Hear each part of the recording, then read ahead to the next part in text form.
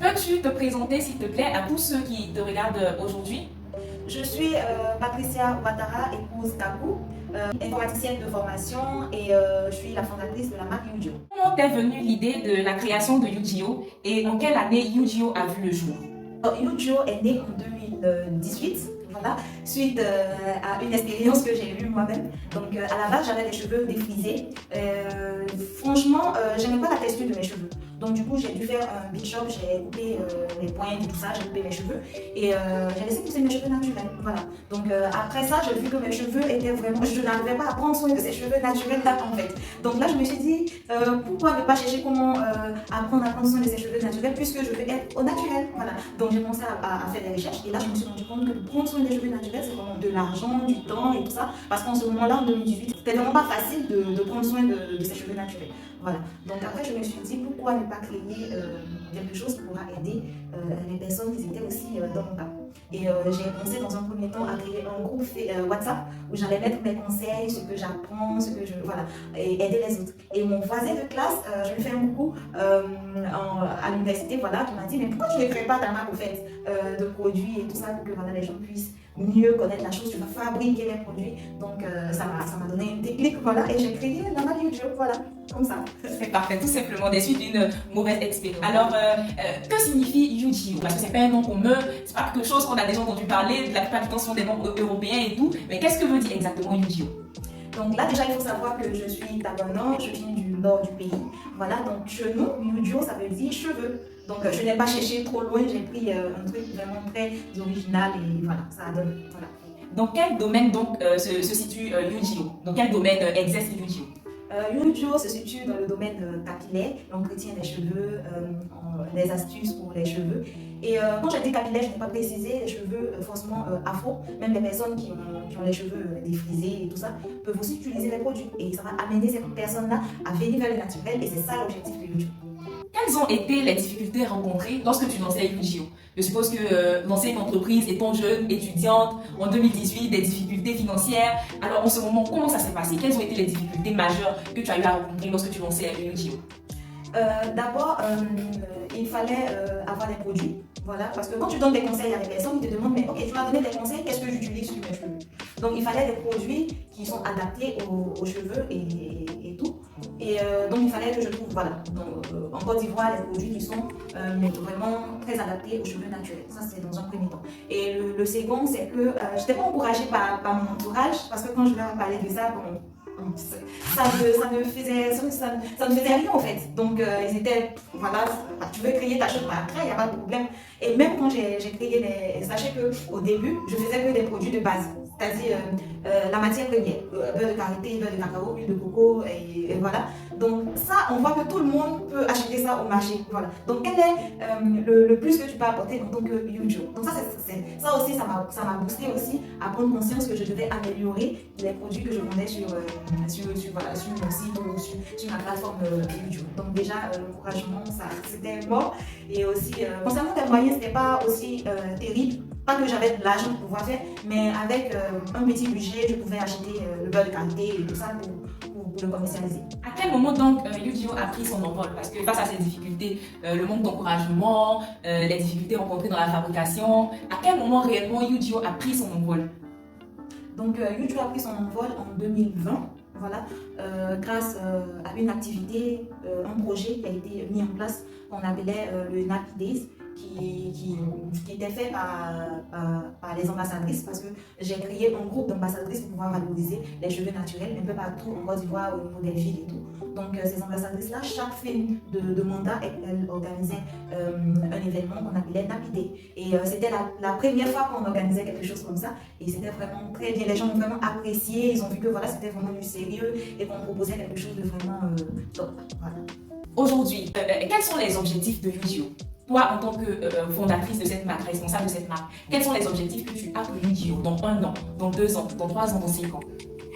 Donc déjà, il faut noter que je continue toujours à me perfectionner concernant les produits que je propose à mes clientes et à ma communauté. Donc, du coup, il faut savoir que dans un premier temps, parce que peut-être que je ne l'ai pas mentionné, mais je ne suis plus en Côte d'Ivoire, je suis maintenant en Égypte. Donc, du coup, dans un premier temps, c'est de faire la fabrication des produits ici en Égypte. Même si je vais faire venir la matière première de la Côte d'Ivoire, c'est pas un problème. Je veux que quelque chose puisse naître de vraiment super. Donc, du coup, je fais venir les produits de la matière première de la Côte d'Ivoire. Je fabrique les produits étant en Égypte et après la fabrication, j'envoie encore les produits au pays pour le commercialiser. Ça, c'est la première des choses à faire. Et par la suite, j'aimerais avoir des représentations un peu partout en Côte d'Ivoire. Parce que ça fait partie aussi des difficultés que nous rencontrons. Donc déjà, on a une base à Boaké. Donc ce qui reste, ce sont les autres grandes villes de la Côte d'Ivoire, Abidjan, Saint-Pedro, Korogo, Yamoussoukro et voilà. Donc on veut avoir une représentation dans chaque ville. Et une fois que c'est bon, on va commencer aussi à expédier un peu dans la sous-région et pourquoi pas en Europe. Si on veut avoir un aperçu des produits que propose UGO, est-ce que tu peux nous citer quelques produits pêle-mêle que UGO propose? Concernant nos produits, nous avons la petite gamme, la gamme plus et la gamme or. Voilà. Et je vais répartir par gamme. Donc la petite gamme contient un shampoing, plus précisément un shampoing solide. Voilà, sur le gras vraiment très naturel pour les cheveux. Donc le shampoing, une fusion d'huile qui sert à faire les bains d'huile et tout ça. Et après une crème colorissante que voilà, on applique à la fin du shampoing. Voilà. Il faut préciser qu'il n'y a pas d'après-shampoing parce que le shampoing est vraiment très doux. Donc pas besoin de mettre un après-shampoing. Voilà, donc on a la gamme or, disons la gamme plus, voilà. Au niveau de la gamme plus, c'est un ajout de la gamme de la petite gamme. Donc on va ajouter maintenant un bonnet et on va ajouter une huile qu'on appelle l'huile d'andiroba. Également, c'est une huile qui est connue vraiment au nord du pays, que je veux faire connaître aussi parce que c'est vraiment très bien pour les cheveux.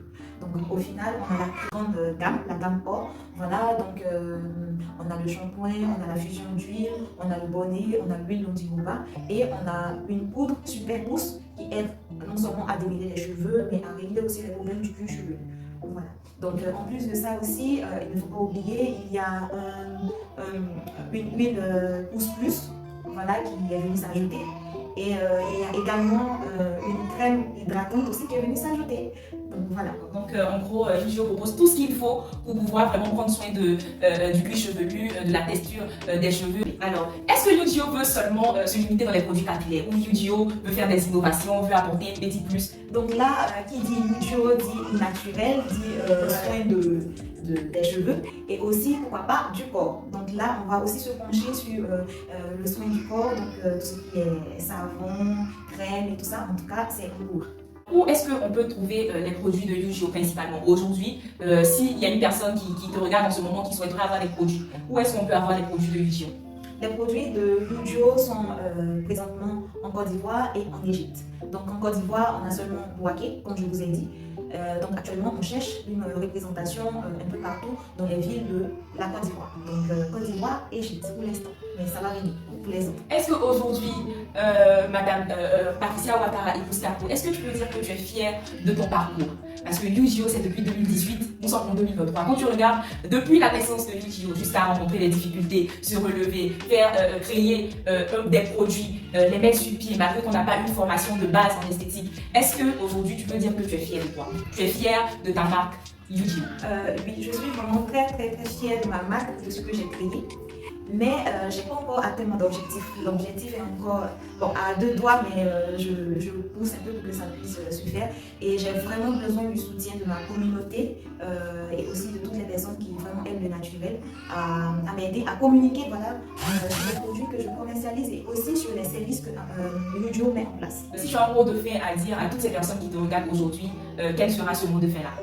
J'aimerais vraiment inciter les gens à faire un tour sur la page UGO, voir un peu comment j'ai débuté. Vous allez même le constater via les posts que j'ai fait depuis 2018 jusqu'à maintenant. Vous allez voir un peu la différence et tout. Vous allez voir aussi les produits que je propose, le service que je propose, les soins, les astuces et tout. Et j'aimerais que voilà, cette vidéo que je viens de faire puisse être partagée au maximum pour atteindre beaucoup de personnes afin qu'ils puissent connaître aussi UGO. Merci de m'avoir écouté et j'espère vraiment que vous avez appris quelque chose de UGO et que maintenant vous connaissez UGO. Merci beaucoup. Bye bye.